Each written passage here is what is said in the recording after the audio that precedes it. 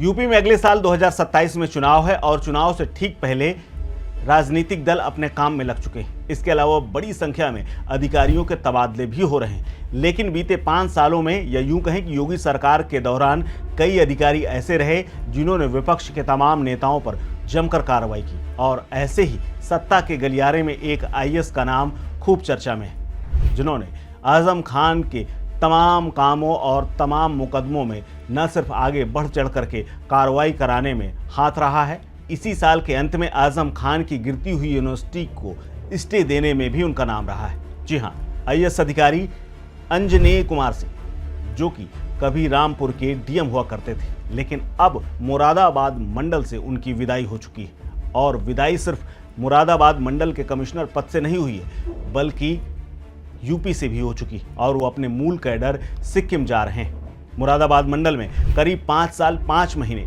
मार्च 2021 से 14 अगस्त 2026 तक कमिश्नर के पद पर काबिज रहने के बाद सिक्किम कैडर के आईएएस अधिकारी अंजनेय कुमार अब वापस जा रहे हैं। अंजनेय कुमार 2005 बैच के आईएएस अधिकारी हैं।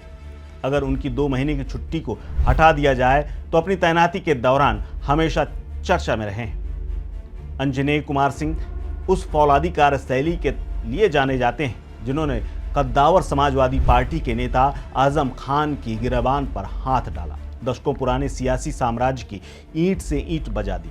अदावत साल 2019 के लोकसभा चुनाव के दौरान शुरू हुई थी। उस वक्त अंजनेय कुमार सिंह रामपुर के डीएम हुआ करते थे। चुनाव प्रचार के दौरान जब आचार संहिता का उल्लंघन और तीखे बयानों का दौर शुरू हुआ तो डीएम अंजनेय कुमार ने उस वक्त बिना किसी राजनीतिक दबाव के सीधे आजम खान पर शिकंजा कसना शुरू किया।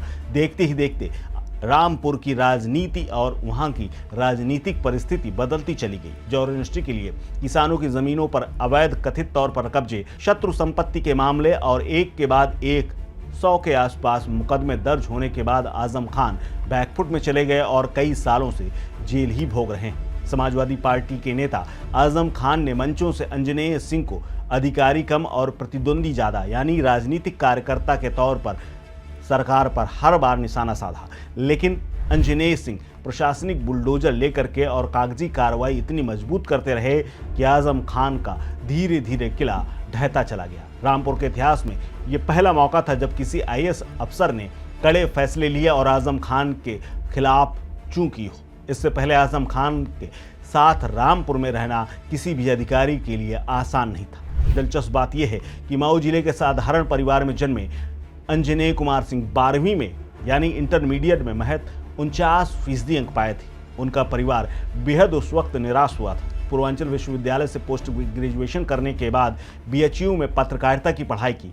कुछ दिन अलग अलग समाचार पत्रों में पत्रकार के तौर पर काम भी किया। लेकिन जब यूपीएससी निकाल करके सिविल सेवा में आए तो अपनी सख्त और बेबाक प्रशासनिक छवि के लिए पूरे यूपी में मशहूर हो गए। आज भले ही अंजनेय कुमार सिंह मुरादाबाद कमिश्नरी से अपनी लंबी पारी को खत्म करके छुट्टी पर चले गए और अपने मूल कैडर सिक्किम में जाने की तैयारी में जुटे हुए हों, लेकिन यूपी के प्रशासनिक इतिहास में आजम खान के साथ उनकी आर पार की अदावत और कानूनी कार्रवाई हमेशा के लिए एक मिसाल के तौर पर याद की जाएगी। इसीलिए अंजनेय कुमार सिंह आखिरी दौर में काफ़ी चर्चा में रहे और आखिरी दौर में आजम खान की उस डीएम के आदेश पर यूनिवर्सिटी गिराए जाने के आदेश पर भी स्टे लगा करके गए हैं, जिसके बाद ये चर्चा शुरू हो गई थी कि आजम खान की यूनिवर्सिटी अब 40 में से 38 जो अवैध तरीके से बिना नक्शे के पास कराए गए भवन बनाए हैं उन पर बुलडोजर चलेगा। फिलहाल